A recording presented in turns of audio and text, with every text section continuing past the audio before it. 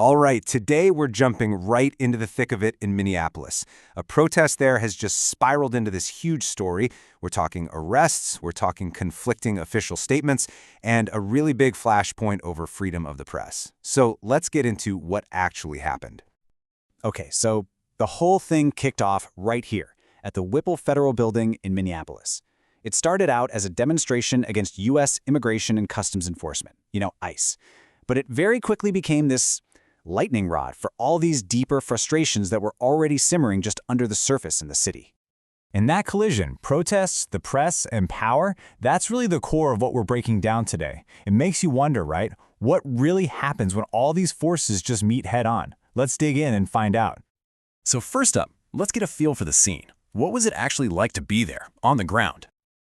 Okay, so this whole gathering, it was part of a national day of protest. And from what the sources say, you've got this noisy, but for the most part, peaceful scene. We're talking a few hundred people.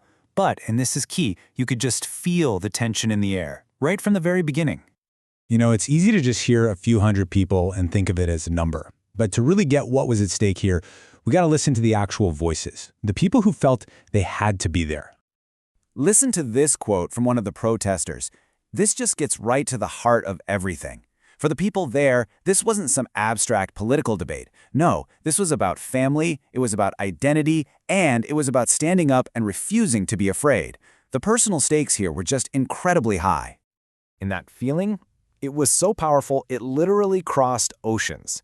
Get this, one person, a former Minnesota resident named Ann Kajava, actually flew all the way from England just to be there. That tells you something, right? This wasn't just a local Minneapolis issue. It was part of a much, much bigger conversation about justice happening around the world. But then, the whole story took a really sharp turn. Suddenly, the focus wasn't just on the protest anymore. It shifted to the people who were there to cover it. Journalists started getting arrested, and that set off some serious alarms about freedom of the press. So here's what went down. 2 journalists were taken into custody. First, you have Georgia Ford, who was arrested at her home right there in Minnesota. But then, and this is a really interesting twist, an independent journalist, Don Lemon, was arrested completely separately, way out in California. So you're probably wondering, what's the connection between an arrest in Minnesota and one in California? Well, sources point to this one really key piece of context. Both of these journalists had recently been covering another anti-ICE protest, this one in nearby St. Paul. And that detail, well, it makes you ask the question, was this just a coincidence, or was this part of a pattern? All right, so you've got protests in the streets, you've got journalists being arrested. How did the authorities respond? Well, this is where things get really interesting, because the official story starts to splinter into completely different narratives. So let's start with the official numbers. According to Attorney General Pam Bondi, the total number of arrests linked to all this was just 4. 4! But that simple number, it's really only one tiny piece of what became a very, very confusing official story. And just look at this. You have 2 completely opposite messages coming from the government at the same time. On one side, you have the White House saying they're trying to de-escalate everything, but then on the other side, you have the Attorney General calling it a coordinated attack. I mean, you can't get more different than that. And that kind of contradiction from the very top, it's absolutely key to understanding why so much confusion and mistrust was building on the ground. And you have to remember, none of this was happening in a vacuum. There was this huge shadow looming over everything, a major federal civil rights investigation that had been opened just a week before. It was looking at a police shooting of a man named Alex Prey.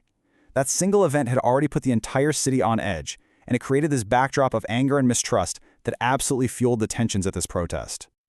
So, after all that, the protests, the arrests, the completely contradictory statements, where did that leave the city of Minneapolis? Well, the picture we get from the sources is pretty stark. Even with all the official calls for de-escalation and calm, nothing had really been resolved. All that tension, all that raw emotion that kicked this whole thing off, it was all still there, just simmering right below the surface. And all of this leaves us with a really critical question, one that goes way beyond Minneapolis. When the right to protest and the freedom of the press collide head-on with law enforcement and official power, what happens next? It's a question that really affects every single one of us.